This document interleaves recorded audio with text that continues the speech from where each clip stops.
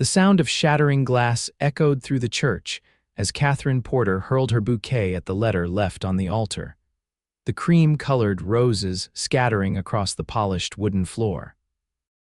The year was 1878 in Yankton, South Dakota, and Katherine, known to all as Kate, had just discovered that her fiancé of 2 years, Thomas Wellington, had fled town with all her savings and family heirlooms, leaving nothing but a hastily scrawled note explaining that he couldn't go through with the marriage.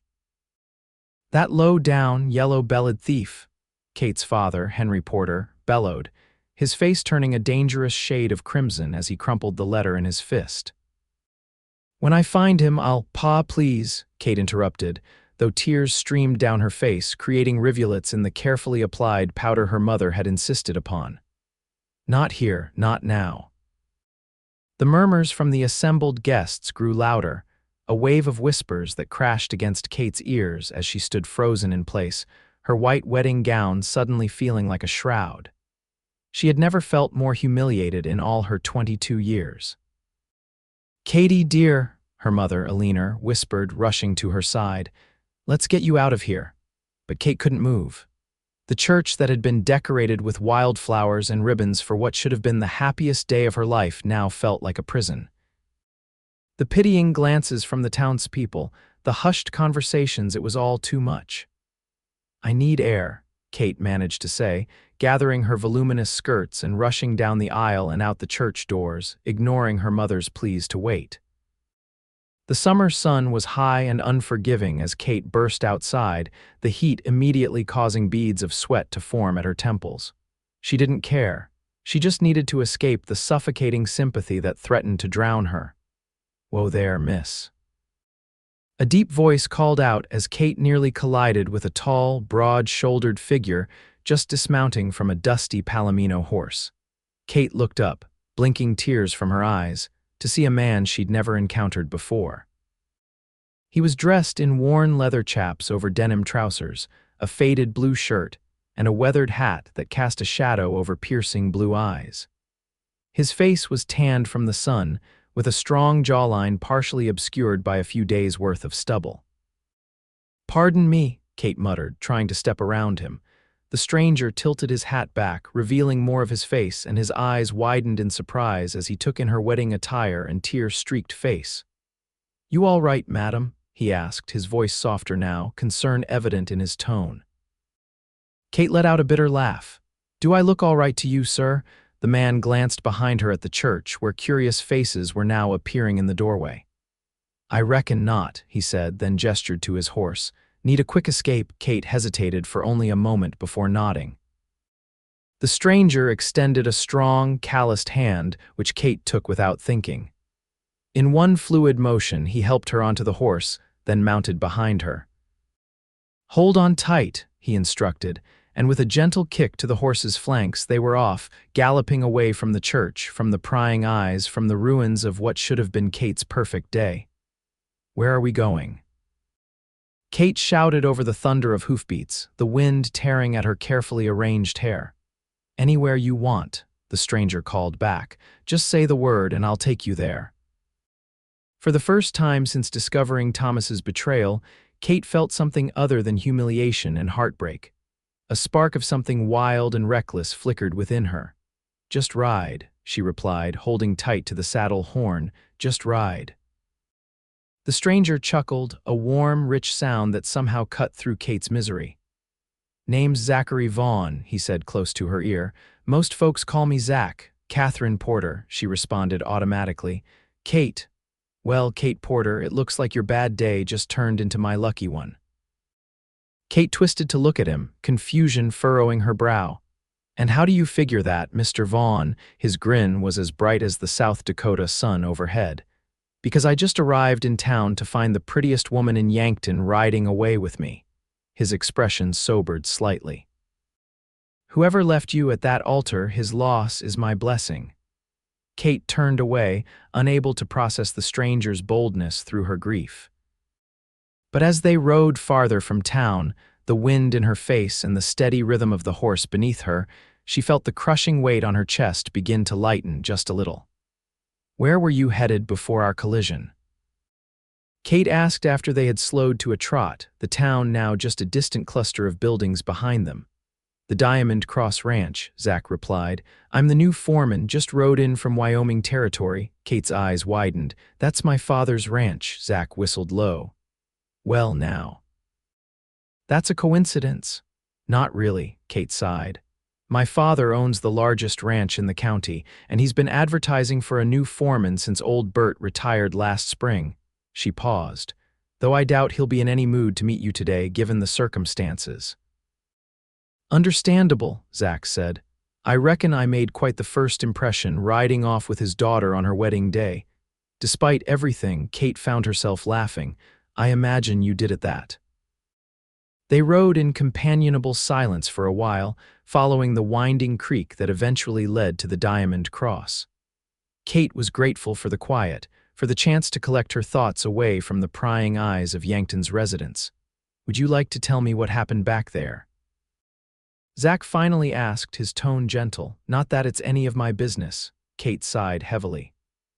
"My fiancé, Thomas Wellington, left a letter. He stole my savings, my grandmother's jewelry, and ran off with it all." Her voice cracked. 2 years we were together. 2 years, and I never suspected he was nothing but a common thief." Zach was quiet for a moment. "Some men aren't worthy of the title, Miss Porter." "Kate," she corrected automatically, "and clearly my judgment when it comes to men is severely lacking." "Well, Kate," Zach said, "I may be overstepping, but any man who'd run out on a woman like you isn't just a thief, he's a fool." Kate felt her cheeks warm and was grateful that Zach couldn't see her face. "You don't even know me, Mr. Vaughn." "Zach," he countered, "and I know enough. You've had your heart broken and your trust betrayed, yet here you are, riding with a stranger, holding your head high. That tells me you've got spirit." The Diamond Cross Ranch came into view as they crested a hill, a sprawling complex of buildings surrounded by vast pastures where cattle grazed. The main house was a 2-story structure of solid timber with a wide porch wrapping around it. "Home sweet home," Kate murmured, surprised by the conflicting emotions that arose at the sight. Relief to be somewhere familiar, dread at having to face her family, and an unexpected reluctance to end this strange interlude with Zachary Vaughn. "It's impressive," Zach said appreciatively. "Your father built all this," Kate nodded. "Started with nothing but a plot of land and a dozen head of cattle 25 years ago. Now the Diamond Cross runs over 2,000 head and employs 20 ranch hands." As they approached the house, Kate could see figures moving on the porch. Her parents had apparently beaten them home, likely having taken the wagon by the main road. "I should warn you," Kate said as Zach slowed the horse to a walk, "my father might not be overly hospitable at the moment." Zach's chuckle rumbled against her back. "I've faced down rustlers and renegades, Miss Porter. I think I can handle one protective father." The Palomino had barely come to a halt before Henry Porter was striding down from the porch, his face a thundercloud. Eleanor Porter hurried behind him, her expression a mix of relief and concern. "Katherine Elizabeth Porter," Henry bellowed. "What in tarnation do you think you're doing?" Zach dismounted first, then offered his hands to help Kate down. She accepted, acutely aware of how bedraggled she must look, her wedding dress dusty, her hair wild from the ride. "Pa," she began, but Henry cut her off with a raised hand. "And who the devil are you?" he demanded of Zach, who stood his ground with quiet confidence. "Zachary Vaughn, sir," he replied, extending his hand. "I believe you're expecting me. I'm your new ranch foreman." Henry stared at the offered hand, then at Zach's face, clearly struggling to reconcile his anger with the situation. "You picked one hell of a day to arrive, Vaughn," he finally said, reluctantly shaking Zach's hand. "So I gathered," Zach replied with a respectful nod. "I apologize for the unorthodox introduction. Your daughter was in distress and I offered assistance." Eleanor stepped forward, putting a gentle hand on her husband's arm. "Henry, let's all go inside. The neighbors are watching, and I think we've provided enough gossip for one day." Indeed, several ranch hands had paused in their work to observe the unfolding drama, not bothering to disguise their curiosity. "Fine," Henry grunted, "but this isn't over." He fixed Zach with a hard stare. You can stable your horse and report to the foreman's cabin. We'll discuss your duties tomorrow. Yes, sir, Zach replied. He turned to Kate, tipping his hat. Miss Porter, I wish you better days ahead. Kate found her voice. Thank you for the ride, Mr. Vaughn. Something passed between them in that moment, an understanding, a connection that Kate couldn't quite name but felt deeply. Then Zach led his horse toward the stables, and Kate followed her parents into the house. Of all the reckless, impulsive things to do, Katherine. Her mother scolded once they were inside. Running off with a complete stranger, what were you thinking? I wasn't thinking, Mother, Kate admitted, sinking onto a settee in the parlor, the full weight of the day crashing down on her. I just needed to escape. Henry poured himself a generous measure of whiskey, his hands still shaking with anger. That Wellington boy better pray I never find him. Taking your money is bad enough, but those were your grandmother's jewels. I know, Pa, Kate said softly. I was a fool to trust him with them. Eleanor sat beside her daughter, taking her hands. No, dear, he's the fool and a criminal besides. Sheriff Dawson is already organizing a posse to track him down. Kate nodded, but found she cared less about Thomas's capture than she might have expected. The betrayal still stung, but riding with Zachary Vaughn had somehow dulled the sharpest edges of her pain. I'm going to change, she announced, standing up, and then I'd like to be alone for a while, if you don't mind. Her parents exchanged worried glances but didn't object. Kate made her way upstairs to her room, where she methodically removed the wedding gown that had cost her father a small fortune. As she hung it carefully in her wardrobe, uncertain what one did with a dress worn to a wedding that never happened, Kate found herself thinking not of Thomas's betrayal, but of a pair of piercing blue eyes and a voice that promised adventure. Later that evening, after changing into a simple blue calico dress and sitting alone with her thoughts for hours, Kate ventured downstairs for dinner.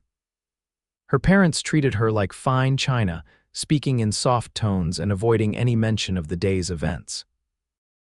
I'm not going to shatter, you know, Kate finally said, putting down her fork. I was jilted, not mortally wounded, Henry snorted. That's my girl, strong as hickory. Eleanor looked less convinced. It's all right to be hurt, Katherine. What Thomas did was unforgivable. Yes, it was, Kate agreed, but dwelling on it won't change anything. She hesitated. What can you tell me about Mr. Vaughn? Where did you find him? Henry seemed surprised by the change of subject, but went with it. He came highly recommended by James Blackwell from the Lazy Bee in Wyoming. Fought in the war, worked cattle drives from Texas to Montana, knows ranching inside and out. He eyed his daughter suspiciously. Why do you ask? Kate shrugged, trying to appear casual. He did rescue me today. I'm merely curious about the man. He seems capable enough, Henry admitted grudgingly, though I reserve judgment until I see him work. He was very kind to me, Kate said quietly. Eleanor and Henry exchanged another look, this one laden with parental concern. Katherine, her mother began delicately, you've had a terrible shock today. It would be unwise to develop any hasty attachments. Kate felt her face flush. I merely expressed gratitude, Mother, not undying devotion. I'm well aware of the folly of trusting too quickly. The pointed reminder of her recent misjudgment silenced her parents on the subject, and dinner continued with conversation limited to ranch matters and the coming harvest dance, which Kate now had no desire to attend. After helping her mother clear the table, Kate stepped out onto the porch, breathing in the evening air. The summer sun was just setting, painting the vast South Dakota sky in brilliant oranges and pinks. In the distance, she could see the foreman's cabin, a sturdy structure set apart from the bunkhouse where the ranch hands stayed. A thin curl of smoke rose from its chimney, and Kate found herself wondering what Zachary Vaughn was doing at that moment. As if conjured by her thoughts, a figure emerged from the cabin, heading toward the main house. Even at a distance, Kate recognized Zach's distinctive gait, confident but unhurried. He changed into clean clothes and appeared to have bathed, his dark hair still damp. Kate considered retreating inside but stood her ground. He was an employee of her father's now, and there was no reason they couldn't maintain a cordial relationship.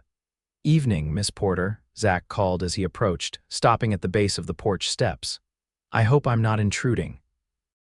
"Not at all, Mr. Vaughn," Kate replied, conscious of maintaining proper formality. "I was just getting some air." Zach nodded, his eyes moving briefly to the horizon before returning to her face. "It's a beautiful evening. Your father's land is even more impressive than I'd heard. Thank you." "He's worked hard for it." Kate paused. "Was there something you needed?" "Actually, yes," Zach replied. "I wanted to check that you were all right. Today can't have been easy." The simple kindness in his voice threatened to unravel the composure Kate had carefully reassembled.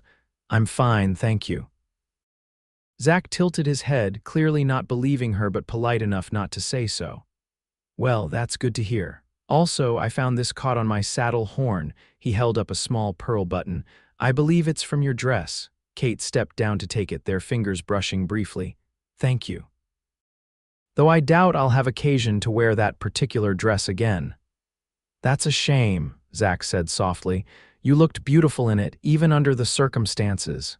Kate felt her cheeks warm again. "Mr. Vaughn, while I appreciate your concern, I think it best if we maintain a professional relationship. You work for my father, and I've just had a rather public humiliation regarding my judgment of character." Zach's expression sobered. "Of course, Miss Porter, I meant no disrespect." He tipped his hat. "I'll bid you good evening, then." As he turned to leave, Kate found herself calling after him. "Mr. Vaughn," he looked back, one eyebrow raised in question. "Thank you again for today. I don't know what I would have done if you hadn't come along when you did." A slow smile spread across Zach's face, transforming his features from merely handsome to something that made Kate's breath catch. "Sometimes the right person comes along at just the right time, Miss Porter."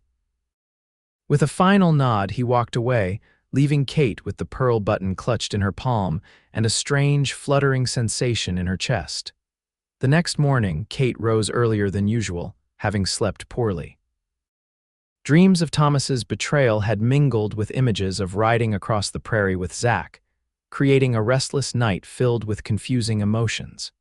She dressed quickly in a practical riding skirt and blouse, determined to resume her normal routine despite yesterday's upheaval. Before the engagement, Kate had been actively involved in the ranch's operations, particularly the breeding program that had improved their stock over the years. Thomas had made it clear he expected her to become a proper town wife after the wedding, focused on social engagements and eventually children. At the time, Kate had been willing to accommodate his wishes, but now she felt a surge of relief at reclaiming her place on the Diamond Cross. The kitchen was empty when Kate arrived downstairs, but coffee was bubbling on the stove. Consuela, their cook, must have already started breakfast preparations. Kate helped herself to a cup and stepped out onto the porch, savoring the peacefulness of the ranch at dawn. The tranquility was short-lived. As Kate sipped her coffee, a cloud of dust on the horizon signaled approaching riders. Within minutes, Sheriff Dawson and two deputies galloped into the yard, dismounting with grim expressions. Henry emerged from the barn, wiping his hands on a rag. "Dawson. What brings you out so early?" The sheriff removed his hat, nodding respectfully to Kate before addressing her father. "Henry, we've been tracking Wellington since yesterday. Trail led northeast toward Minnesota territory." "And," Henry prompted, his expression hardening. "Found his horse about 10 miles out. Animal was exhausted, looked like it had been ridden hard." Sheriff Dawson hesitated. "No sign of Wellington, though, just this." He pulled a small leather pouch from his vest pocket and handed it to Henry, who opened it and emptied the contents into his palm. Kate recognized her grandmother's sapphire ring and matching earrings, heirlooms that had been in the family for generations. "Where's the rest?" Henry demanded. "There was more jewelry and nearly $500 in cash." "That's all we found," Dawson replied. "My guess is he stashed the money somewhere, or he's got it on him still." Kate descended the porch steps, reaching for the recovered jewelry. "At least something was salvaged," she said quietly, running her finger over the deep blue stones. "We'll keep looking," Dawson assured them. "But I should warn you, there's been reports of Sioux moving through that area. If Wellington stumbled into their path." He didn't need to finish the thought. Relations with the Sioux had been tense since gold was discovered in the Black Hills, and white men traveling alone in certain territories sometimes didn't return. "Serves him right if they did find him," Henry muttered darkly. "Pa." Kate admonished, though she couldn't summon much sympathy for Thomas either. Sheriff Dawson replaced his hat. "We'll head back out after we rest the horses a bit. Just wanted to return what we found so far."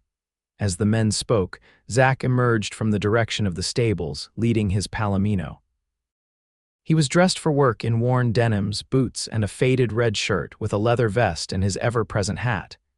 He nodded respectfully to the assembled group but kept his distance, clearly not wanting to intrude. Sheriff Dawson noticed him. "New hand, Henry. New foreman," Henry corrected. "Zachary Vaughn, just in from Wyoming." Dawson's eyebrows rose. "Vaughn, the one they call Shadow down in Texas?" Zach shifted uncomfortably. "Been a while since I heard that name, Sheriff." Kate looked between them, curiosity piqued. "Shadow," Dawson chuckled. "This man tracked down the Collins gang when no one else could find them. 3 brothers who'd been rustling cattle across 3 territories, earned quite a reputation." Zach shrugged, clearly embarrassed by the attention. "That was years ago. I'm just a ranch foreman now." "Well, we could use a man with your tracking skills," Dawson said. "We're after a thief left Miss Porter here at the altar yesterday and took off with her savings and family jewels." Kate felt her face flame at having her humiliation so casually discussed. Zach's eyes met hers briefly, then returned to the sheriff.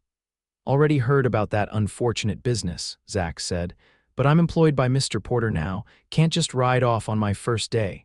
Henry, who had been studying Zach with newfound interest, cleared his throat.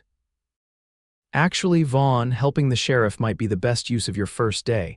The hands know what needs doing, and I'd consider it a personal favor if you helped track down that snake Wellington." Zach looked surprised but nodded. "If that's what you want, sir." He turned to the sheriff. "When do we ride?" "As soon as the horses are rested," Dawson replied.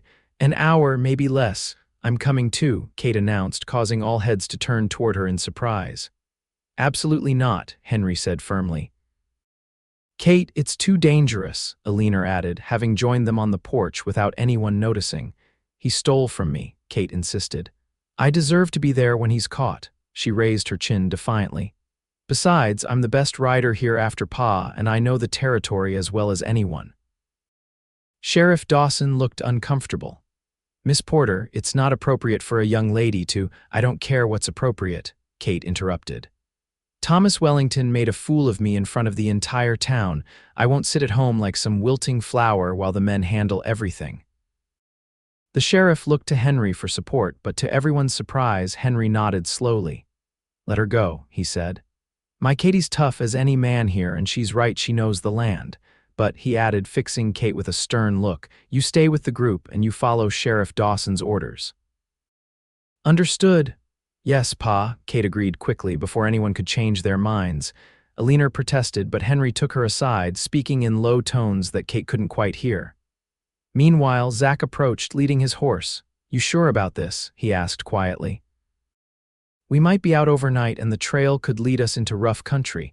Kate met his gaze steadily. "I'm sure I need to do this, Mr. Vaughn."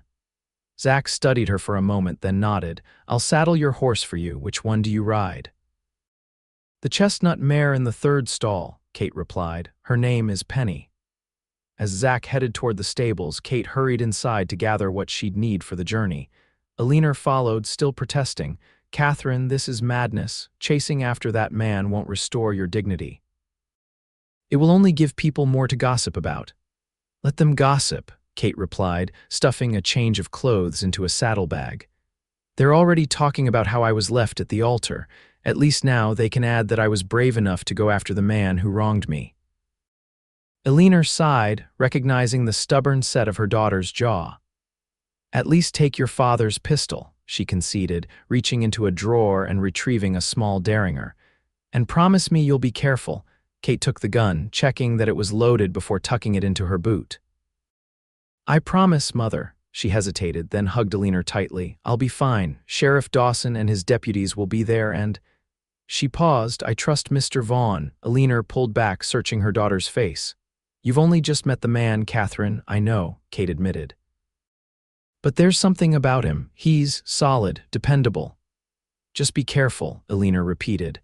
With Thomas, with the trail, and with your heart, it's been battered enough already.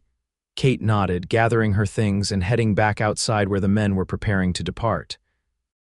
Zach had saddled Penny and was adjusting the stirrups to the length Kate preferred, a detail that surprised her. How did you know? She asked, approaching with her saddlebags. Zach smiled. I watched you ride yesterday, noticed you like your stirrups a bit higher than most. You're observant, Mr. Vaughn, Kate remarked, impressed despite herself. Part of being a good tracker, he replied, taking her bags and securing them to the saddle. Ready, Kate nodded, allowing Zach to help her mount. Sheriff Dawson and his deputies were already seated on their horses, clearly impatient to get moving. We'll follow the trail northeast, Dawson announced. If Wellington is still alive, he's likely heading for Minnesota territory. If we ride hard, we might catch him before he crosses. With final farewells to her parents, Kate rode out with the men, a strange mix of emotions churning within her.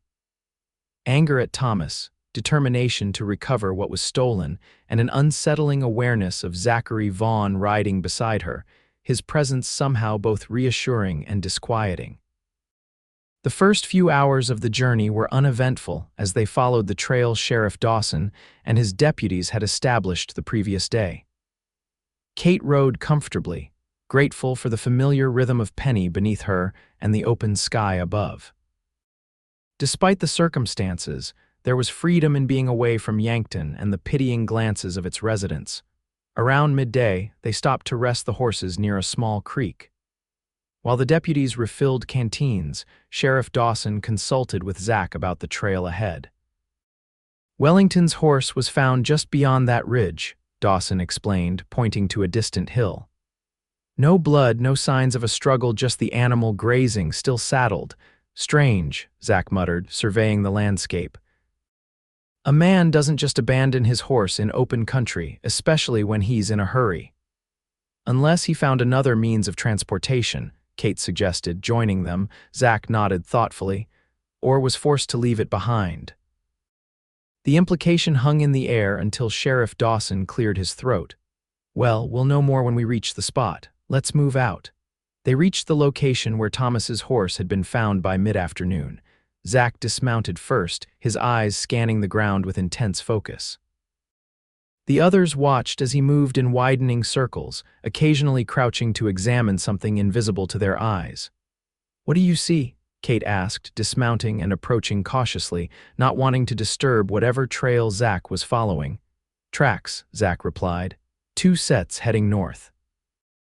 One is your fiancé's, I'm guessing fine boots, city-made. The other. He frowned, studying the earth. Moccasins, but not Sioux, the pattern's different. Crow, maybe, Dawson suggested, joining them. Zach shook his head. No, these are white man's moccasins. Trapper or guide, someone who spends time in Indian country. So Thomas met someone here, Kate mused. Willingly, it seems, or there'd be signs of a struggle.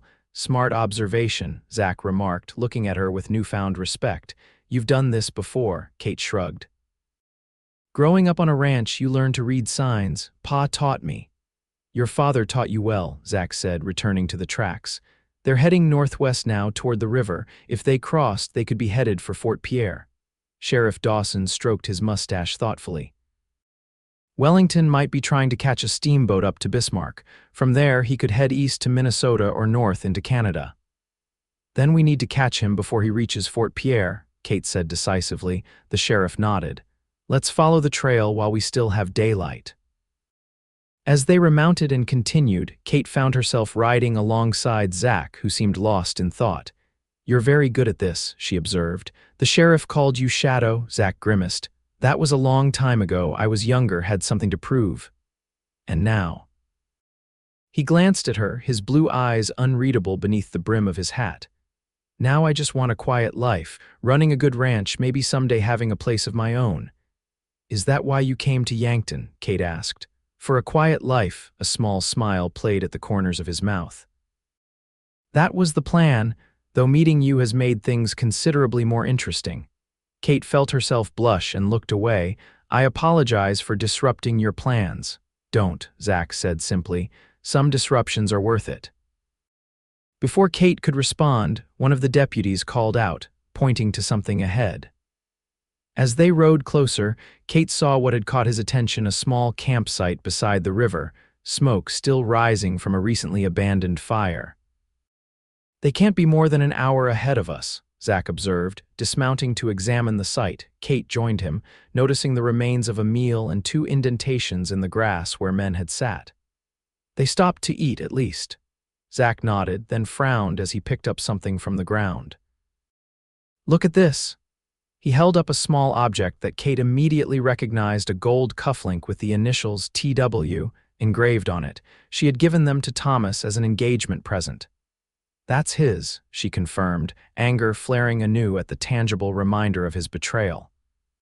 Good, Sheriff Dawson said grimly. Confirms we're on the right track. As the men prepared to continue, Kate wandered a few steps away, trying to make sense of the confusing emotions Thomas's discarded cufflink had stirred in her. Anger, certainly, but also a profound sense of relief that seemed to grow with each mile between her and Yankton. Perhaps Alina had been right. This journey wasn't just about recovering what was stolen. It was about reclaiming herself. Miss Porter, Zach's voice broke into her thoughts. He stood a few paces away, holding Penny's reins. We're ready to move out, Kate nodded, accepting his help to mount. As his hands briefly circled her waist, lifting her effortlessly into the saddle, she was acutely aware of his strength and the strange current of energy that seemed to pass between them.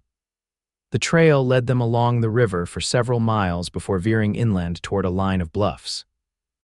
The terrain grew more challenging, with rocky outcroppings and sparse tree cover replacing the open prairie. Zach took the lead, his eyes constantly scanning the ground for signs of their quarry. As the sun began to set, Sheriff Dawson called a halt. We'll make camp here, he announced, gesturing to a sheltered spot beneath an overhanging cliff. It's too dangerous to continue in the dark, especially in this terrain. Kate dismounted, stretching her stiff muscles. Though she was an experienced rider, the day's journey had been taxing. She helped gather firewood while the deputies cared for the horses, and Zach scouted the perimeter of their campsite. Sheriff Dawson approached as she knelt to arrange kindling for the fire. Miss Porter, I want to be clear about something, he said quietly. If we catch up to Wellington tomorrow, things might get uncomfortable. I'm not a child, Sheriff, Kate replied evenly. I understand what might happen. Dawson shifted awkwardly. What I mean is, Wellington might say things try to hurt you further. Are you prepared for that? Kate considered the question seriously. I thought I loved him, Sheriff. I agreed to marry him, to leave my home and my family's ranch to be his wife. But now, she shook her head. Now I just want back what's mine and for him to face justice for what he's done. Whatever he says can't hurt me more than his actions already have. Dawson nodded, seemingly satisfied with her answer. You're a strong woman, Miss Porter. Your father was right about that. As darkness fell, they ate a simple meal of jerky, hardtack, and coffee. Kate sat slightly apart from the men, watching the flames dance and lost in her thoughts until a shadow fell across her. Mind if I join you? Zach asked, holding out a tin cup of coffee. Kate accepted the cup with a grateful nod. Please. Zach settled beside her, stretching his long legs toward the fire. For a while they sat in companionable silence, the crackling of the flames and the distant calls of night birds the only sounds. Can I ask you something, Miss Porter? Zach finally said. Kate, she corrected him, surprising herself. Out here, away from everything, I think you can call me Kate. A smile flickered across his face.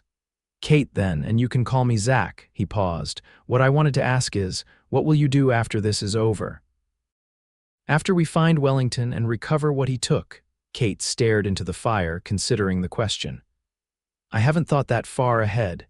Yesterday morning, I thought I knew exactly what my life would be: Mrs. Thomas Wellington, living in town, hosting dinner parties. She laughed softly, the sound tinged with irony. Now, I don't know, return to the ranch, I suppose, help Pa with the breeding program, try to forget the whole humiliating affair. And if you can't forget, Zach asked gently. Kate turned to look at him, struck by the genuine concern in his eyes. Then I'll learn to live with it. What other choice is there? There are always choices, Zach said. New beginnings. Something in his voice made Kate's heart beat faster. Is that what you're looking for in Yankton? A new beginning, Zach nodded, his gaze returning to the fire. I've been moving from place to place since the war ended. Wyoming, Colorado, Texas, Montana, never staying anywhere long enough to put down roots. He looked back at her. I'm tired of drifting, Kate. The vulnerability in his admission touched something in Kate. What about family? Is there anyone waiting for you somewhere? No, Zach replied simply. Lost my parents before the war, no siblings, just me. That sounds lonely, Kate said softly. It is, he smiled faintly. But I'm hoping Yankton might change that. Before Kate could respond, Sheriff Dawson approached. We should turn in. Dawn comes early and we'll need to be on the move. The moment broken, Kate rose to her feet. Of course. Good night, Sheriff. Good night. Zach. Sleep well, Kate, Zach replied, his eyes holding hers for a beat longer than necessary. As Kate spread her bedroll on the far side of the fire, she found herself thinking not of Thomas Wellington or the jewelry and money he'd stolen, but of Zachary Vaughn and the unexpected connection forming between them. It was too soon, she told herself sternly. Too soon after having her heart broken to be feeling these flutters of attraction. And yet, as she drifted off to sleep beneath the vast South Dakota sky, it was Zach's face that filled her dreams, not Thomas's. Dawn broke clear and cold, the summer heat not yet risen to chase away the night's chill. Kate awoke to the smell of coffee and the low murmur of male voices. She sat up, running her fingers through her tangled hair in a futile attempt to make herself presentable. Morning, Zach greeted, approaching with a steaming cup. Sleep well, Kate accepted the coffee gratefully. Better than I expected, given the circumstances. She glanced around the campsite, noting the deputies already packing up while Sheriff Dawson studied what appeared to be a rough map. What's the plan? Sheriff thinks they're headed for an old trapper's cabin about 10 miles from here, Zach explained, crouching beside her. If Wellington and his companion kept moving after dark, they could be there already. Kate sipped her coffee, considering this information. Why there? What's special about this cabin? It's isolated, for one thing, Zach replied. And it's near an old trading post that still gets visits from steamboats heading upriver. If Wellington is trying to book passage to Bismarck, it would make sense. Then we need to hurry, Kate said, standing abruptly. Zach nodded, rising with her. We'll be moving out as soon as everyone's ready. Kate quickly rolled up her bedding and prepared for the day's journey. Within half an hour, they were mounted and following the trail once more, Zach leading the way with his uncanny ability to read signs invisible to the others. The terrain grew increasingly rugged as they traveled, the open prairie giving way to rocky hills and sparse woodland. Around mid-morning, Zach raised his hand, signaling a halt. Tracks are fresher here, he announced, dismounting to examine the ground. They stopped to rest not long ago. How far ahead do you think they are? Sheriff Dawson asked. Zach considered, measuring the depth of a footprint with his fingers. 2 hours, maybe less. They're moving slower now. Good, Dawson nodded. We'll close the gap by noon if we push hard. As they continued, Kate found herself watching Zach with growing admiration. His skill as a tracker was impressive, but it was more than that. There was a quiet confidence about him, a steadiness that contrasted sharply with Thomas's flamboyant charm. Where Thomas had always been quick with compliments and grand gestures, Zach's attention was more subtle, but somehow more meaningful. Around midday, they crested a hill and saw a small cabin nestled in a grove of cottonwoods beside a narrow stream. Smoke rose from its chimney and 2 horses were tethered outside. There, Sheriff Dawson said triumphantly. Got them. Kate's heart raced as they drew closer. After months of believing she knew Thomas Wellington, she was about to confront the reality of who he truly was. Part of her dreaded the encounter, but a stronger part needed this closure. Stay behind us, Miss Porter, Sheriff Dawson instructed as they dismounted a safe distance from the cabin. Wellington might be desperate enough to try something foolish. Kate nodded, though she had no intention of hiding completely. This was her fight too. The deputies spread out, covering both exits from the cabin while Sheriff Dawson and Zach approached the front door. Kate remained with the horses, close enough to observe but out of immediate danger. "Thomas Wellington," Sheriff Dawson called out, his hand resting on his holstered pistol. "This is Sheriff Dawson from Yankton. Come out with your hands up." A tense silence followed, broken only by the soft whicker of one of the tethered horses. Then the cabin door creaked open, and a man Kate had never seen before emerged, hands raised. "No need for trouble, Sheriff," the man said. He was older, maybe 50, with grizzled features and the weathered look of someone who lived much of his life outdoors. "Where's Wellington?" Dawson demanded. "Inside," the man replied. "He ain't armed." Sheriff Dawson motioned for Zach to check the stranger while he kept his weapon trained on the cabin door. "Come on out, Wellington, now." After a moment that seemed to stretch forever, a familiar figure appeared in the doorway. Thomas Wellington looked nothing like the polished, confident man who had courted Kate for 2 years. His expensive suit was dirty and torn, his usually perfectly groomed hair disheveled, and a day's growth of beard shadowed his face. "Sheriff," Thomas acknowledged, his eyes darting nervously between the lawmen before landing on Kate. Surprise, then anger flashed across his features. "Katherine, I should have known you'd make a spectacle of yourself." The casual cruelty of his words stung, but Kate lifted her chin. "Where's my money, Thomas, and the rest of my grandmother's jewelry?" Thomas sneered. "Is that why you came all this way, for trinkets?" "Those trinkets have been in my family for generations," Kate replied, stepping forward despite Sheriff Dawson's warning glance. "And the money was my inheritance from my grandfather." "A pittance compared to what I was promised," Thomas spat. "Your father talked about the Diamond Cross like it was a kingdom, never mentioned the debts, did he? The mortgages, the cattle lost in last winter's blizzard." Kate frowned in confusion. "What are you talking about? The Diamond Cross is prosperous." Thomas laughed, a harsh, ugly sound. "Is that what Henry told you? Ask him about the loan he took from Yankton Bank last spring. Ask him why he was so eager for you to marry me, the son of a banker who could ease his financial troubles." "You're lying," Kate said, though a seed of doubt had been planted. "Search me," Thomas challenged the sheriff. "You won't find your precious jewels or money." "I needed it more than you ever did, Katherine. I have debts of my own to settle." Sheriff Dawson nodded to one of his deputies, who patted Thomas down thoroughly. "Nothing, Sheriff. Search the cabin," Dawson ordered. While the deputies conducted their search, Zach had been silently observing the older man, who remained unnervingly calm despite the situation. "Who are you?" Zach finally asked him. "Name's Marcus Holloway," the man replied. "I'm a guide. Mr. Wellington here hired me to take him to Fort Pierre." "For a considerable fee, I imagine," Zach remarked. Holloway shrugged. "Man wants to travel fast and avoid the main trails, he pays extra." One of the deputies emerged from the cabin. "Nothing inside, Sheriff. No jewelry, no money." Sheriff Dawson turned back to Thomas. "Where is it, Wellington? You're already facing theft charges. Don't add to your troubles." Thomas maintained his defiant stance. "I told you I don't have it anymore." "He's lying," Kate insisted.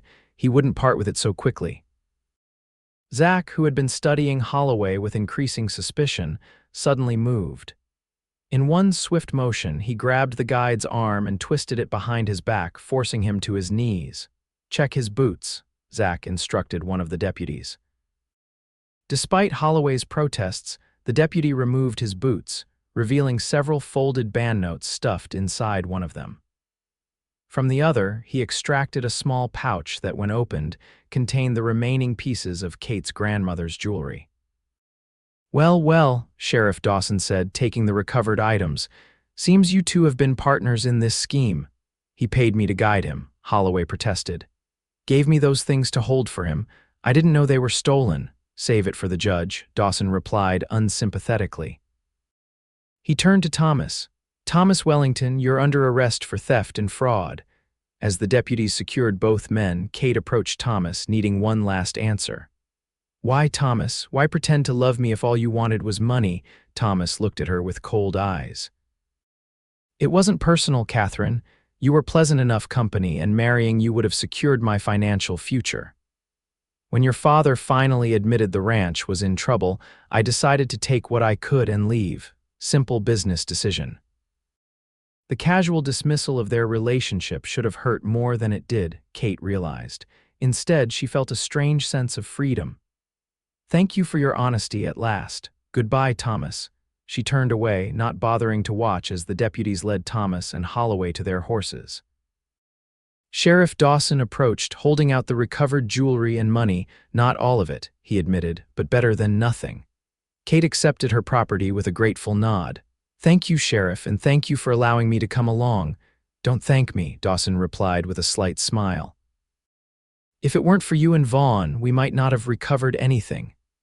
He glanced over at Zach, who was securing the prisoner's horses. He's a good man, Miss Porter. Don't let what happened with Wellington cloud your judgment about all men. With that enigmatic remark, the sheriff joined his deputies, leaving Kate to ponder his words as they began the journey back to Yankton. The return trip was slower than the pursuit had been, the prisoners necessitating a more measured pace. They made camp that night near the same river where they'd found Thomas's abandoned horse, the mood considerably lighter now that their mission was accomplished. Kate sat apart from the group again, needing time to process everything that had happened. Thomas's accusation about her father's financial troubles nagged at her. Was it possible the Diamond Cross was in difficulty? Henry had never mentioned any problems, but Kate knew her father's pride. He would sooner work himself to exhaustion than admit weakness. Mind if I join you again? Zach's voice interrupted her thoughts. Kate looked up, offering a small smile. Please. Zach settled beside her, close enough that she could feel the warmth radiating from his body in the cool evening air. You've been quiet since the cabin, thinking about what Wellington said. Is it that obvious? Kate asked. You have a very expressive face, Zach replied, at least to someone paying attention. Kate sighed, drawing her knees up to her chest. I don't know what to believe. My father has always been honest with me about ranch business, but Thomas seemed so certain. Men like Wellington lie easily and often, Zach said. But sometimes they mix truth with their lies to make them more convincing. When we get back, talk to your father, ask him directly. I will, Kate promised, though part of me is afraid of what I'll learn. Zach was quiet for a moment.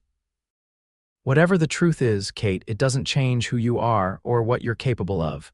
Kate turned to look at him, struck by the sincerity in his voice. You've known me for 2 days, Zach. How can you be so sure of what I'm capable of? Because I've seen it, he answered simply. I've seen your courage, your determination. You rode out after the man who betrayed you, not just to recover what was stolen, but to face him down. That takes strength. His words wrapped around her like a warm blanket, comforting in their conviction. Thank you for seeing that in me. They sat in companionable silence as the stars emerged overhead, neither feeling the need to fill the quiet with unnecessary words. It was strange, Kate thought, how comfortable she felt with this man she barely knew. There was none of the nervous energy that had characterized her early interactions with Thomas, none of the constant need to impress or please. With Zach, she could simply be. What will you do when we return to Yankton? Kate finally asked. Zach tilted his head, considering. Get to work, I suppose. Your father hired me to run his ranch, and that's what I intend to do. Unless. He paused, glancing at her. Unless, Kate prompted. Unless he decides he doesn't want the man who rode off with his daughter working for him after all, Zach finished, a hint of humor in his voice. Kate laughed softly. I think you've more than redeemed yourself by helping recover what Thomas stole. I hope so, Zach said. I like Yankton. I'd like to stay a while. The way he looked at her as he said it made Kate's heart beat faster. There was a question in his eyes, one she wasn't ready to answer but couldn't quite ignore either. It's getting late, she said, rising to her feet. We should get some rest if we're to reach home tomorrow. Zach stood as well, towering over her in the firelight. Of course. Good night, Kate. Good night, Zach. She hesitated, then added softly, Thank you for today, for everything. His smile in response was worth more than all the jewelry Thomas had stolen. The party arrived back in Yankton late the following afternoon. News of Thomas Wellington's capture had somehow preceded them, and a small crowd had gathered outside the sheriff's office to witness his disgrace. Kate kept her head high as they rode through town, ignoring the whispers and stares. Sheriff Dawson escorted the prisoners directly to the jail, while one of the deputies accompanied Kate and Zach back to the Diamond Cross. As they approached the ranch, Kate felt a mixture of relief and apprehension. Home had never looked more welcoming, but Thomas's allegations about her father's financial troubles weighed heavily on her mind. Henry and Alina rushed onto the porch as they rode into the yard, their faces reflecting both worry and joy at their daughter's safe return. "Katherine," Alina cried, hurrying down the steps to help Kate dismount. "Thank God you're safe." Henry turned to the deputy. "Wellington." "In custody, sir," the deputy replied.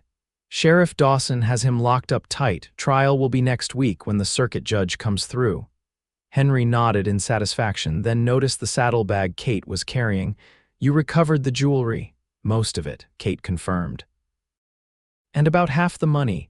Thomas had given it to his guide to hold." Alina embraced her daughter tightly. "None of that matters. What matters is your home safe." Over her mother's shoulder, Kate saw Zach dismounting, his expression carefully neutral as he prepared to lead the horses to the stable.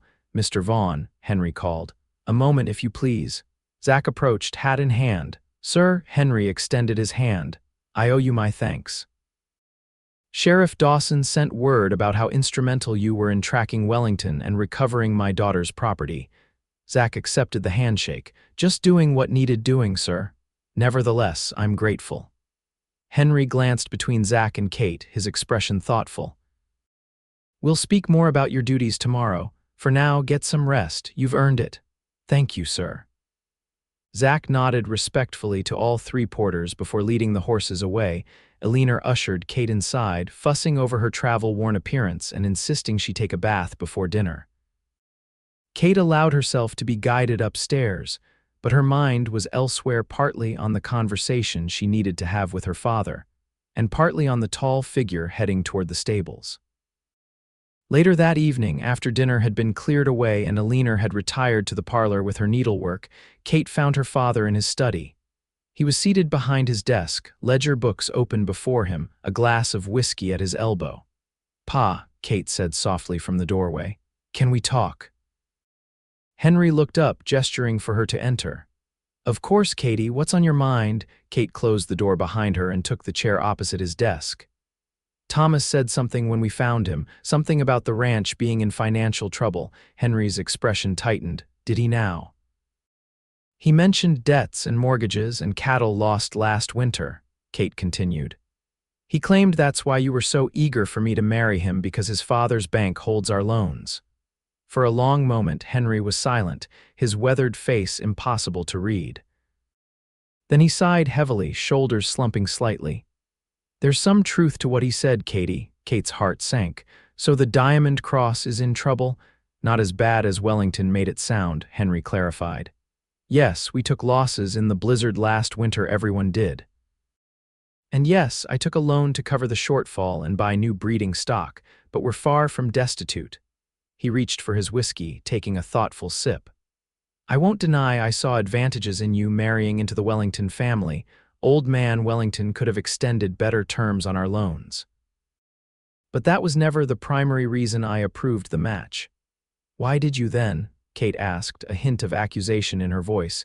"You never seemed particularly fond of Thomas." Henry chuckled without humor. "I wasn't thought he was too slick by half." "But you seemed to love him, Katie, and he had prospects in town. I thought perhaps you were tired of ranch life, that you wanted something different than what your mother and I could give you here." Kate stared at her father in disbelief. "You thought I wanted to leave the Diamond Cross?" "Pa, I love this ranch. It's my home, my heritage." "You never said otherwise," Henry acknowledged. "But when Wellington came courting, you seemed so taken with him, with his fancy ways and talk of travel and society. I thought perhaps I'd been blind to your true desires." The misunderstanding between them would have been almost comical if it weren't so tragic. Kate shook her head, a rueful smile forming. "I was flattered by his attention, I admit, and the idea of being a respectable town wife had a certain appeal, but I never wanted to leave the ranch permanently." I thought, she hesitated, then admitted the truth. I thought you wanted me to marry him, that you were eager to see me settled. Henry reached across the desk, taking her hand in his. Katherine Elizabeth Porter, there is nothing in this world I want more than your happiness. If that means staying here on the Diamond Cross and helping me run this place until I'm too old and ornery to do it myself, then that suits me fine. He squeezed her hand. And if it means finding a good man who appreciates you for the remarkable woman you are, then that suits me too. Even if that man isn't from a banking family, Kate asked, thinking of Zach with his worn hat and capable hands. A knowing light entered Henry's eyes. You mean like our new foreman, perhaps? Kate felt her cheeks warm. I barely know him, Pa. But you'd like to know him better, Henry observed. I saw the way you looked at him when you rode in today. Would that be acceptable to you? Kate asked hesitantly. Henry leaned back in his chair, studying his daughter. Vaughn impressed me today, Katie. Not just with his tracking skills, but with his character. He could have stayed here, settled into his new position. Instead, he rode out to help recover what was stolen from you. That says something about the man. He took another sip of whiskey. Get to know him if that's what you want. Just don't rush into anything. Your heart's taken enough of a beating lately. Kate nodded, relieved by her father's understanding. Thank you, Pa, and thank you for being honest about the ranch. No more secrets between us, Henry promised. From now on, you'll know everything about the Diamond Cross, good and bad. You're my daughter, my heir, and this place will be yours someday. The weight that had settled on Kate's chest since Thomas's accusations lifted. Whatever challenges faced the ranch, they would meet them together as a family. As summer transitioned to fall, life on the Diamond Cross settled into a rhythm that was both familiar and new for Kate. True to his word, Henry began including her in all business matters concerning the ranch, from the management of the herds to the financial planning for the coming year. Kate threw herself into the work with renewed passion, grateful to have something meaningful to focus on. Thomas Wellington's trial had been brief and decisive.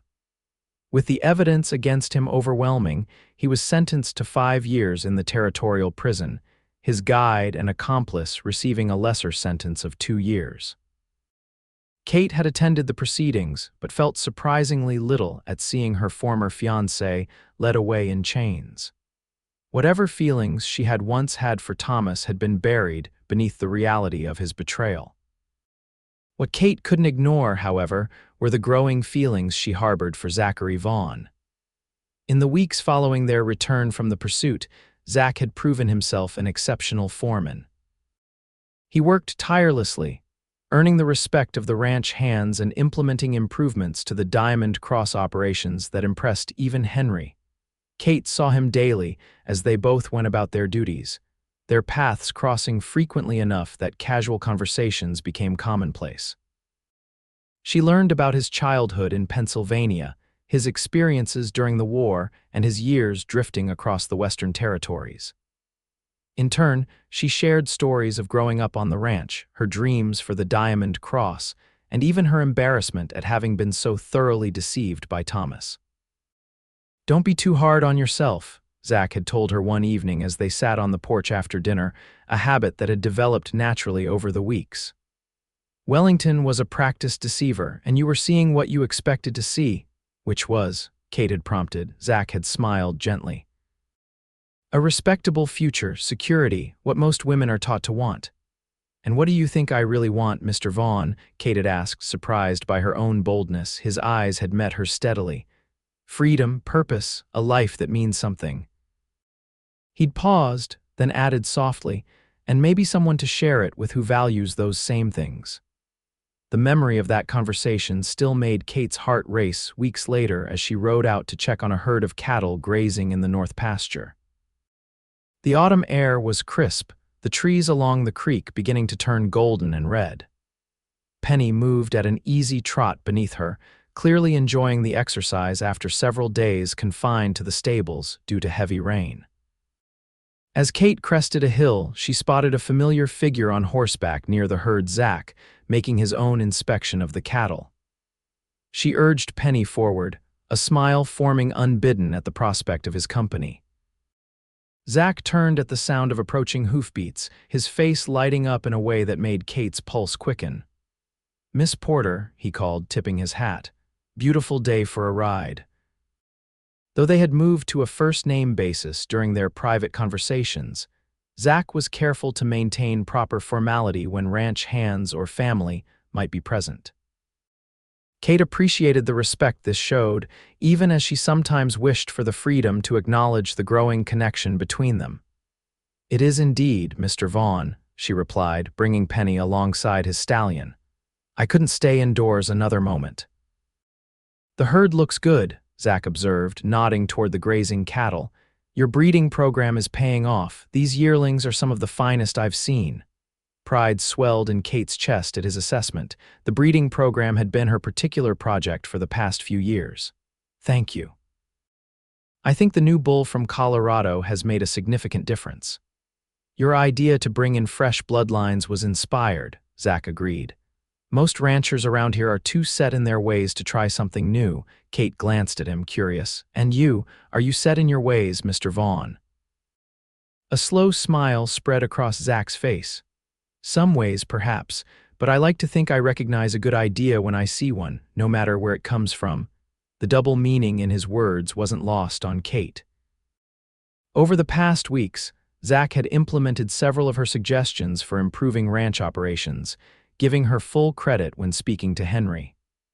It was a far cry from Thomas's dismissive attitude toward her ideas. "My father mentioned you've been offered a position with the Lazy S," Kate said, referring to a neighboring ranch. "He seemed concerned you might accept." Zach shrugged. "Carson offered good terms, I'll admit. More money, a share in the profits." Kate's heart sank. "Will you take it?" "That depends," Zach replied, his blue eyes holding hers intently. "On what?" Kate asked, though she suspected she knew the answer. "On whether there's reason for me to stay at the Diamond Cross," Zach said quietly. "More than just the job, I mean." Kate's breath caught in her throat. This was as close to a declaration as Zach had come, and the moment hung between them, fraught with possibility. Before she could respond, however, a shout from the distance interrupted them. One of the ranch hands, young Billy Townsend, was galloping toward them, waving frantically. "Miss Porter."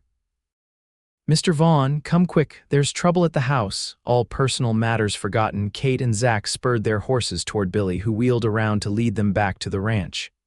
"What is it, Billy?" Zach demanded as they rode. "What's happened?" "Fire, sir." Billy called over his shoulder. "The bunkhouse caught fire. Men are trying to keep it from spreading to the barn." Kate's heart leaped into her throat. Fire was every rancher's nightmare, capable of destroying in minutes what had taken years to build. She urged Penny to greater speed, racing beside Zach toward the plume of black smoke now visible over the treetops. They arrived to find Chaos Ranch hands forming a bucket line from the well to the bunkhouse, which was engulfed in flames. The heat was intense even from a distance, and the acrid smell of burning wood and cloth filled the air. "Thank God," Alina cried when she saw Kate, rushing forward from where she had been distributing wet cloths for the men to cover their faces. "Your father's inside the bunkhouse." One of the men was trapped and Henry went in after him. "What?" Kate gasped, horror washing over her. She scanned the burning building, seeing no sign of her father. "How long ago?" "Just minutes," Alina replied, her face pale with fear. "The men tried to stop him, but you know how stubborn he is." Before Kate could respond, Zach was dismounting in one fluid motion. He stripped off his jacket, doused it in water from one of the buckets, and wrapped it around his head and shoulders. "Zach, no," Kate cried, realizing his intention. "I'll find him," Zach promised, their eyes meeting briefly before he turned and ran toward the burning building. Kate watched in terrified fascination as Zach disappeared into the smoke-filled doorway of the bunkhouse. Seconds stretched into minutes, each moment an agony of uncertainty. The men continued their bucket brigade, though it was clear the bunkhouse couldn't be saved. The focus had shifted to preventing the fire from spreading to the nearby barn and stable. Just as Kate was about to attempt her own rescue, figures emerged from the smoke. Zach, supporting Henry on one side while a young ranch hand stumbled beside them. All three were coughing violently, their faces blackened with soot. Kate and Alina rushed forward to help, taking Henry's weight as Zach guided the younger man to safety. Once clear of the building, Henry collapsed to his knees, gasping for breath. "Pa," Kate knelt beside him, gripping his shoulders. "Are you all right?" Henry nodded weakly, still coughing too hard to speak. Alina was already there with water and clean cloths, tending to her husband with practiced efficiency. Kate turned to find Zach, who was leaning against a water trough, his face streaked with soot and sweat. She approached him, hands trembling with the aftereffects of fear. "You could have been killed," she said, her voice barely audible over the commotion around them. Zach straightened, wincing slightly as he did so. "Couldn't let your father face that alone." Without thinking, Kate threw her arms around him, heedless of the dirt and smoke that clung to his shirt. "Thank you," she whispered against his chest. "Thank you for bringing him out." Zach's arms encircled her, holding her close for a brief, precious moment before propriety reasserted itself and they stepped apart. But something had shifted between them, a barrier broken by the intensity of the moment. In the aftermath of the fire, practicalities took precedence over personal feelings. The bunkhouse was a total loss, but thankfully the rest of the ranch buildings had been spared. Henry, though suffering from smoke inhalation, had escaped serious injury, as had the young ranch hand he'd gone in to rescue. What caused it? Kate asked that evening as the family gathered in the parlor, joined by Zach at Henry's insistence. "Lantern got knocked over," Henry explained hoarsely, his voice still rough from the smoke. Young Jenkins was sleeping, didn't notice until the flames had already taken hold. Alina shook her head, pouring tea for everyone. "We're just grateful no one was killed. Buildings can be rebuilt." "That's true," Henry agreed, though the timing couldn't be worse. Winter's coming and now we have nowhere for the men to sleep. "They can use the old storage barn for now," Zach suggested. "It's sound and with some work we could make it comfortable enough to last the winter." Henry nodded thoughtfully. "Good idea, we'll start on that tomorrow." He coughed again, prompting a concerned look from Alina. "You won't be starting anything tomorrow except resting," she informed him firmly. "Dr. Simmons said at least 3 days of complete rest." Henry scowled but didn't argue, a testament to how poorly he must have been feeling. "Fine, but someone needs to oversee the work." "I can do that, sir," Zach offered. "Between Miss Porter and myself, we can handle things until you're back on your feet." Henry looked between Zach and Kate, something speculative in his gaze. "I suppose you can at that." He turned to Kate. "What do you think, Katie? Up to playing foreman for a few days?" Kate straightened, determination replacing the lingering fear of the day. "Of course, Pa. Mr. Vaughn and I will manage everything." "Good," Henry said, satisfaction evident in his tone. "I expect you two to work closely together. I want daily reports on progress." The meaningful glance he exchanged with Alina wasn't lost on Kate. Her parents were clearly creating opportunities for her to spend time with Zach, a realization that brought both embarrassment and gratitude. Later, as she walked Zach to the door, Kate found herself suddenly shy. "Thank you again for what you did today," she said quietly. "My father means everything to me." "I know," Zach replied simply, "and he's a good man, the kind worth risking something for." Their eyes met, and Kate knew they weren't just talking about her father anymore. "You never answered my question," she said. "About whether you'll accept the position at the Lazy S." Zach paused at the doorway, his expression serious. "I think, Miss Porter, that my future is tied to the Diamond Cross in ways I hadn't anticipated when I first arrived." He reached out, briefly taking her hand in his. "Good night, Kate." "I'll see you at first light." Long after he had gone, Kate stood at the window, watching the dying embers of the bunkhouse fire glow in the darkness. Change was coming to the Diamond Cross, she could feel it. And for the first time since Thomas's betrayal, she found herself looking forward to the future with hope rather than trepidation. The following week was among the busiest Kate could remember. With Henry confined to bed on doctor's orders and Alina's insistence, the responsibility for running the ranch fell squarely on Kate's and Zach's shoulders. They worked from dawn to dusk, overseeing the conversion of the storage barn into temporary living quarters for the ranch hands, managing the daily operations, and making decisions that would normally have been Henry's purview. Through it all, their partnership deepened. Kate found in Zach a true collaborator, someone who valued her opinions and respected her knowledge of the ranch. Together, they resolved issues that arose, complementing each other's strengths and compensating for weaknesses. Where Kate had the advantage of familiarity with the Diamond Cross and its specific needs, Zach brought fresh perspectives and innovative solutions from his experiences on other ranches. By the time Henry was permitted to resume light duties, the storage barn had been transformed into a functional, if basic, bunkhouse. Plans were already underway for constructing a new, permanent structure come spring. "You two have done well," Henry remarked one evening as he reviewed the ledger books with Kate and Zach in his study. "Better than well. The men respect you both, and nothing's fallen behind despite the fire." "It was a team effort, sir," Zach replied, glancing at Kate with warm appreciation. "Your daughter knows this ranch better than anyone, myself included. I've learned a great deal working with her." Kate smiled, pleased by the acknowledgement. "Mr. Vaughn brings his own expertise. His suggestion to adjust the winter grazing rotation will save us considerable expense on feed." Henry looked between them, a satisfied expression on his weathered face. "Seems you make a good team." He closed the ledger, leaning back in his chair. "Which brings me to something I've been considering. Vaughn, I know Carson's offer from the Lazy S is still open. And it's a generous one from what I hear." Zach shifted uncomfortably. "Yes, sir. I can't match the money," Henry continued bluntly, "but I can offer something else. A partnership." Kate and Zach both stared at Henry in surprise. "A partnership?" Zach repeated. Henry nodded. "The Diamond Cross needs new blood, new ideas.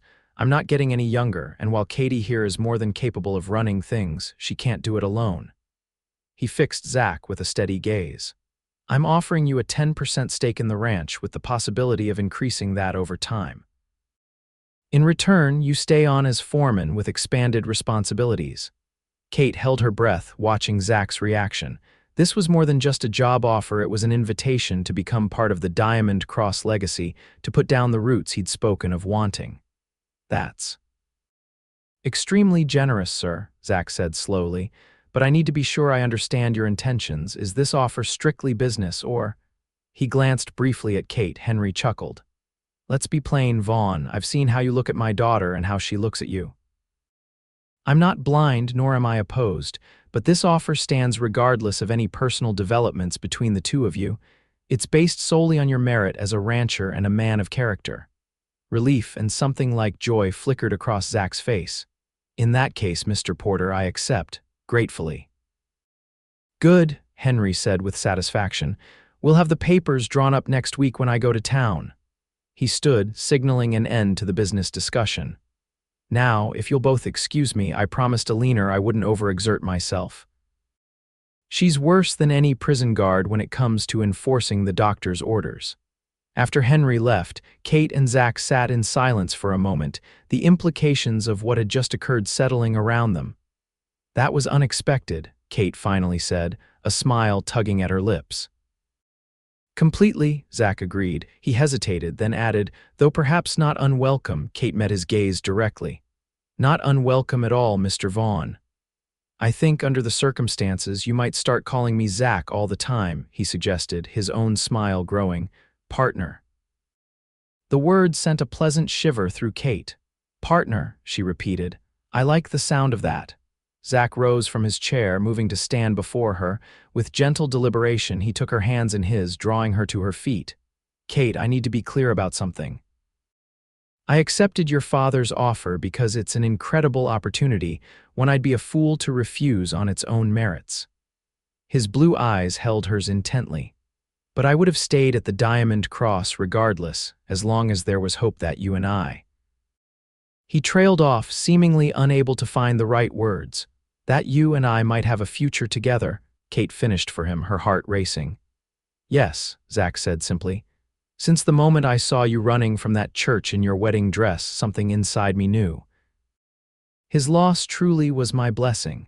Kate felt tears prick at her eyes, not of sadness, but of a joy so unexpected it almost hurt.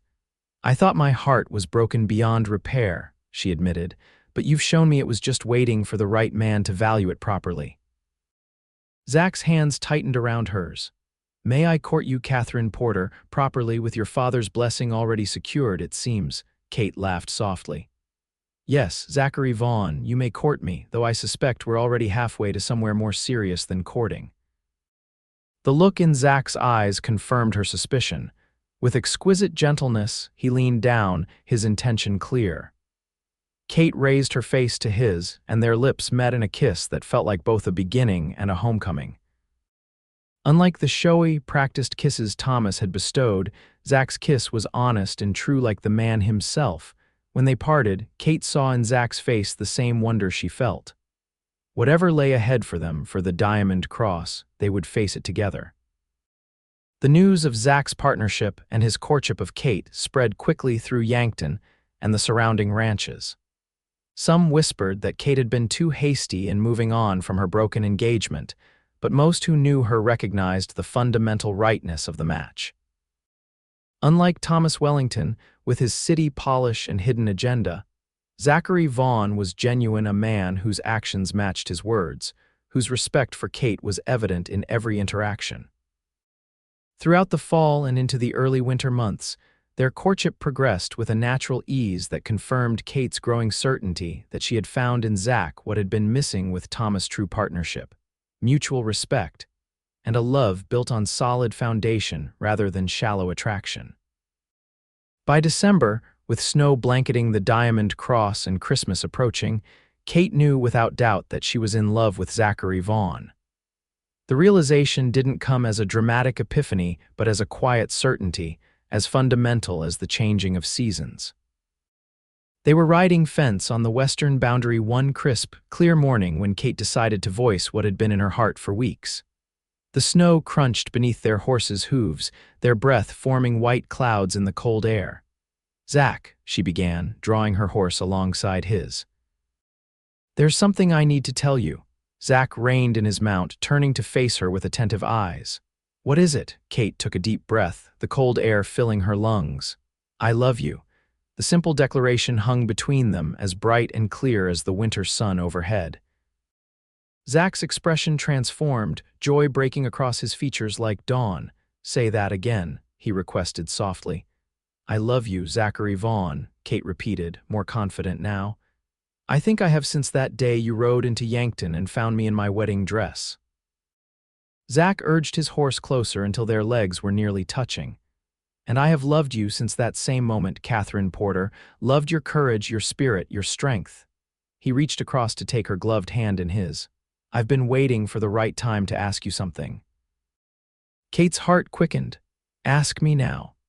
With movements deliberate and sure, Zach dismounted, then helped Kate down from her horse. Standing together in the pristine snow, with the vast Dakota sky above them and the Diamond Cross stretching out around them, Zach went down on one knee. "I don't have a fancy ring yet," he said, still holding her hands in his.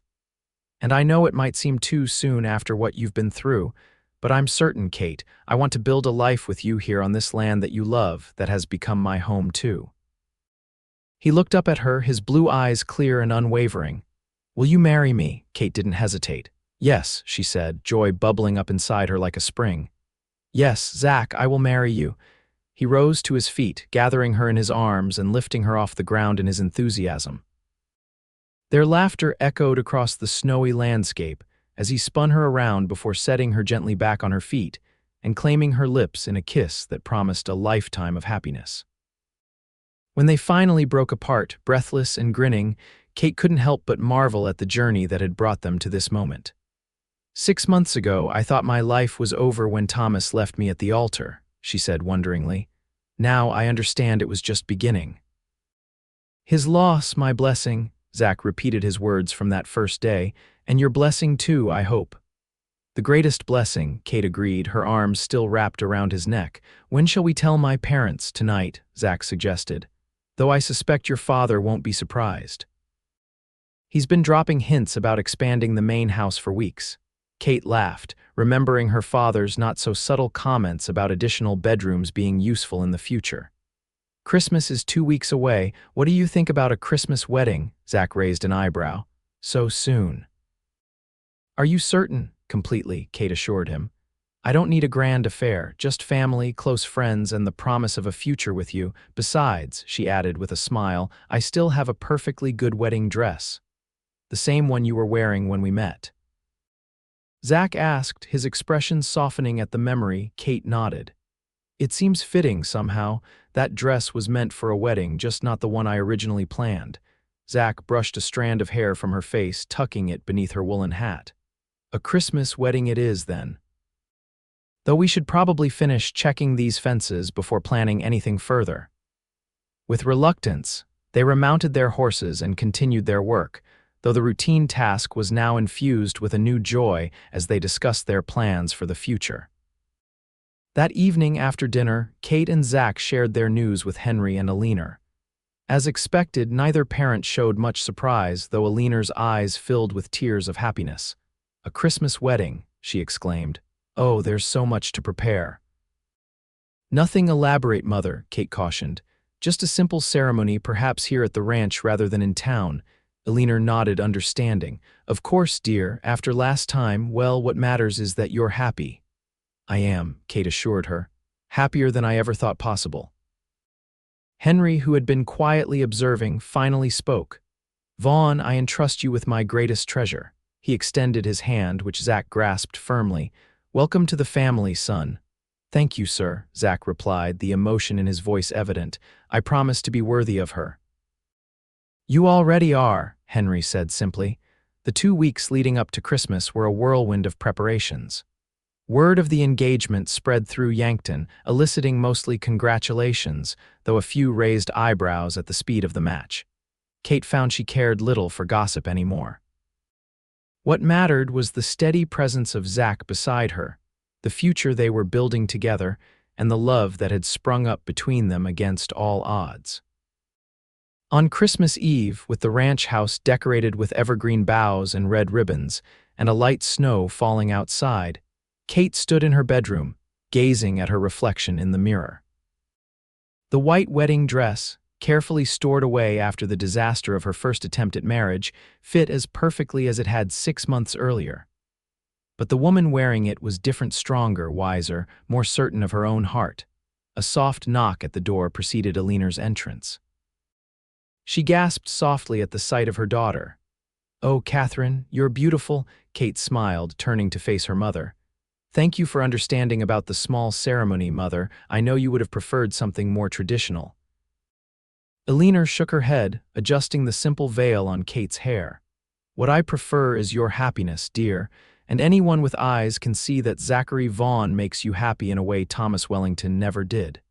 She paused, her expression growing serious. Your father and I made mistakes with Wellington. We were too focused on appearances, on what seemed proper. We should have seen through him. We all should have, Kate said gently, but that's in the past now. Today is about the future, mine and Zach's. Alina smiled, blinking away tears. And a bright future it will be. Now, are you ready? Your groom is waiting, and if I'm not mistaken, he's as nervous as a long-tailed cat in a room full of rocking chairs. Kate laughed at the image. I find that hard to believe. Zach doesn't seem to fear anything. Except, perhaps, the possibility of you changing your mind, Alina suggested wryly. Never, Kate said with conviction, gathering her bouquet simple white roses like the ones she had thrown at Thomas's letter that fateful day, but these representing a new beginning rather than an end. Downstairs, the parlor had been transformed. The furniture had been rearranged to create a central aisle with chairs set up for the small gathering of guests, the ranch hands, a few close neighbors, and the minister from Yankton's small church. At the far end, before the fireplace where a cheery fire crackled, stood Zach, handsome in a new suit that fit his broad shoulders perfectly. As Kate descended the stairs on her father's arm, the assembled guests rose to their feet. But Kate had eyes only for Zach, whose expression of awe and love as he watched her approach made her heart swell with joy. Who gives this woman in marriage? The minister asked when Kate and Henry reached the makeshift altar. Her mother and I do, Henry replied, his voice gruff with emotion. He placed Kate's hand in Zach's, then stepped back to join Alina. The ceremony was simple and heartfelt. Kate and Zach had written their own vows, promises that spoke not of blind devotion but of partnership, respect, and a love born of true understanding. "Katherine," Zach said, his voice steady as he held her hands in his. "When I rode into Yankton 6 months ago, I was searching for a place to belong, never imagining I would find a woman who would become my home. I promise to stand beside you through all of life's challenges, to value your strength as well as your gentleness, to be your partner in all things, and to love you with unwavering constancy for all the days of my life." Kate blinked back tears as she responded. "Zachary, you came into my life at its darkest moment and showed me that what I thought was an ending was really a beginning. I promise to face each day with the courage you inspire in me, to build our future together with determination and joy, to be your equal partner in work and in love, and to cherish you with a faithful heart until my last breath." They exchanged rings, simple gold bands that symbolized their commitment, and when the minister pronounced them husband and wife, the kiss they shared was a promise sealed before all who witnessed it. The celebration that followed was warm and joyful, with music provided by 2 ranch hands who played fiddle and guitar, plenty of food prepared by Alina and Consuela, and enough good wishes to last a lifetime. As the evening progressed, Kate found a moment of quiet with her new husband near the Christmas tree in the corner of the room. "Happy, Mrs. Vaughn?" Zach asked, his arm around her waist. The new name sent a thrill through Kate. "Happier than I ever imagined possible, Mr. Vaughn. No regrets." Zach pressed. About the small wedding or the timing, or Kate silenced him with a kiss. Not a single one. "Everything happened exactly as it was meant to, including Thomas leaving me at the altar that day." Zach's expression grew serious. "I've been meaning to tell you something. I received word from Sheriff Dawson yesterday. Wellington died in prison last week. Fever." Kate absorbed this news with surprising calmness. "That's sad," she said honestly. "Despite everything, I wouldn't have wished him ill." "That's because you have a generous heart," Zach said, tightening his arm around her. "It's one of the many reasons I love you." Kate leaned into his embrace, watching the dancing and laughter of their guests. "What do you think the future holds for us, Zach, for the Diamond Cross?" Zach considered the question thoughtfully. "Growth, challenges, certainly ranching isn't an easy life, but also joy." He looked down at her, his blue eyes warm. "A family, perhaps, when you're ready." The thought of children's sons and daughters with Zach's blue eyes and her determination filled Kate with a sweet anticipation. "I'd like that," she said softly. "Not right away, perhaps, but someday." "We have all the time in the world," Zach assured her. "For now, I'm content just to be your husband and to build our life together one day at a time." As the evening drew to a close and the guests began to depart, Henry approached the newlyweds, a mysterious smile playing about his lips. "Got something for you too," he announced, handing Zach an envelope. "Consider it a wedding present." Curious, Zach opened the envelope, Kate peering over his arm. Inside was a deed to a plot of land on the eastern edge of the Diamond Cross property, along with architectural drawings for a house. "Pa?" Kate questioned, looking up in surprise. Henry shrugged, attempting casualness though his eyes betrayed his emotion. "Thought you might want a place of your own while still being close enough to help with the ranch. That ridge has the best view on the property. You can see clear to the river on a good day." "It's perfect," Zach said, his voice rough with gratitude. "Thank you, sir." "Henry," Kate's father corrected, "your family now." As the last guests departed and the house grew quiet, Kate and Zach stood on the porch, watching the stars emerge above the snow-covered landscape of the Diamond Cross. The future stretched before them, full of promise. "No regrets?" Zach asked again, drawing Kate close against the cold. Kate looked up at her husband, this man who had ridden into her life at exactly the right moment, who had seen her strength when she was at her weakest, who loved her not despite her determination and independence but because of them.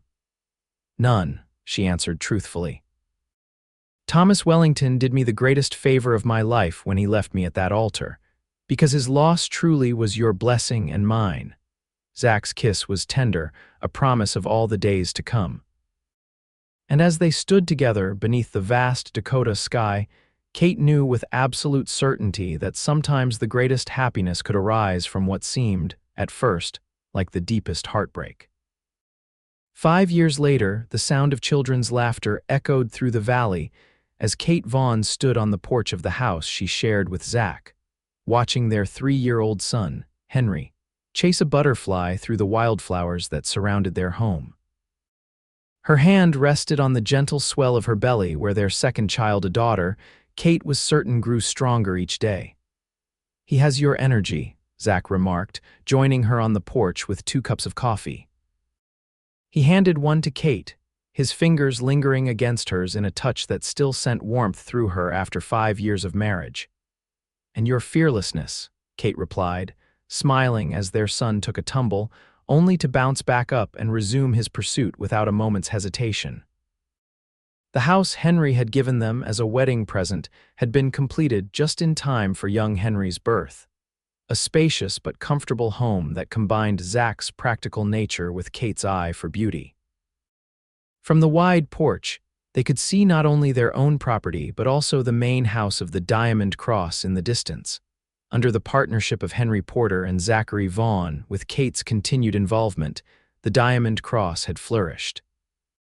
The breeding program Kate had developed had gained recognition throughout the territory, and ranchers now came from as far as Colorado and Montana to purchase their stock. The financial troubles that had once threatened the ranch were long past, replaced by steady prosperity. "Your father's coming for dinner," Zach reminded her, sipping his coffee.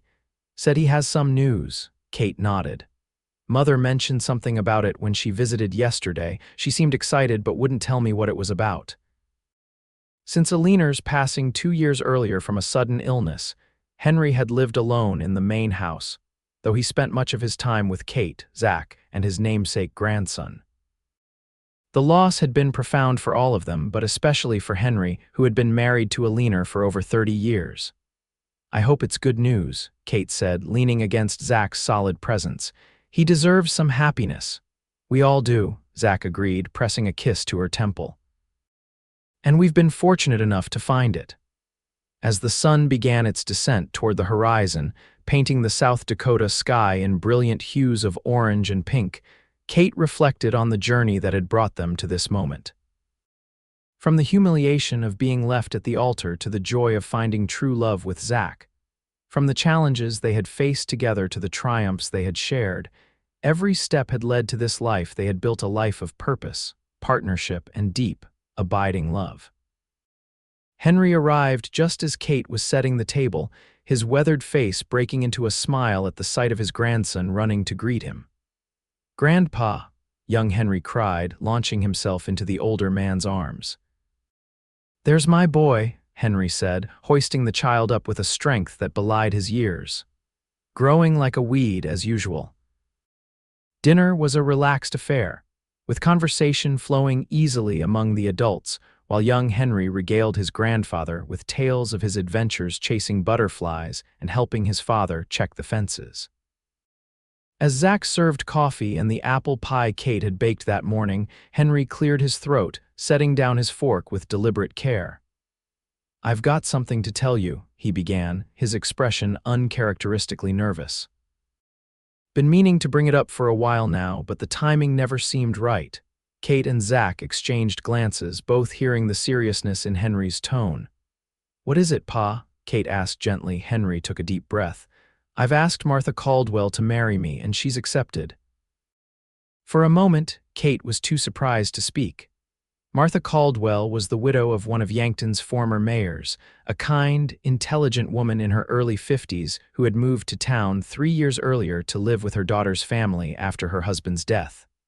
"Pa, that's wonderful," Kate finally exclaimed, rising to embrace her father. "Martha is lovely. I had no idea you two were." "Well, courting," Henry's cheeks colored slightly. "Been seeing each other quiet-like for about a year now. Didn't want to make a fuss, especially with Aliner gone such a short time. But Martha understands I'll always love your mother. She's not trying to replace her." "No one could," Kate agreed softly, But that doesn't mean you should spend the rest of your life alone. Zach stood, extending his hand to his father-in-law. Congratulations, Henry. We're happy for you both. Relief spread across Henry's face. That means a lot, your blessing, I mean. When's the wedding? Kate asked, already thinking of the preparations that would be needed.